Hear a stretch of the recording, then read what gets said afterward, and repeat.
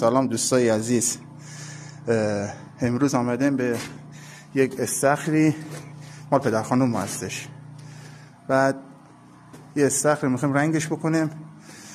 بعد ترک عمقی داره، یعنی عمقی نه، یعنی ترک برداشته. این ترک ها رو میخوایم با عایق پرش بکنیم و روش با تور بندازیم، باز با عایق دوباره درستش بکنیم. با ما همراه باشین تا ادامه کار با هم دیگه ببینیم.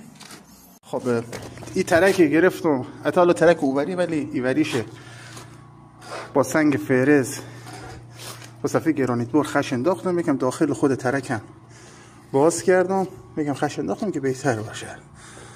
بعد با این پودرای عایق که گرفتیم، چسب تعمیم، پر کردن ترک و حفره و شکستگی که مخصوص همین کاره کلا مال ترک.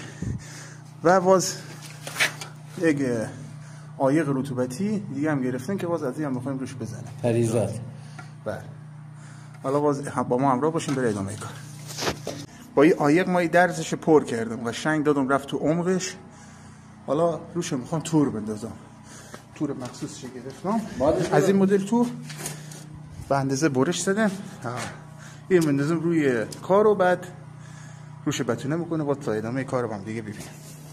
این ترک ما قشنگ تور انداختم و بتونش کردم تو بالا.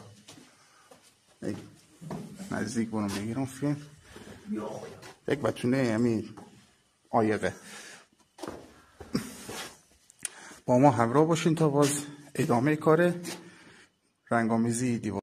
خب دوستای گل، دیوارا رو زدم، رنگش کامل، درک و فلان و مرم گرفتم. حالا دارم کفه با اون قلتک میزنم و رنگ میریزم قشنگ بره تو جسمش. بعد پرداختش میکنم قشنگ مرتب. اون قلتک قشنگ جوابه. اتمام کارم بذارم. پایان کار استخ کفشم زدم، ترک و مرک و همه رو گرفتم.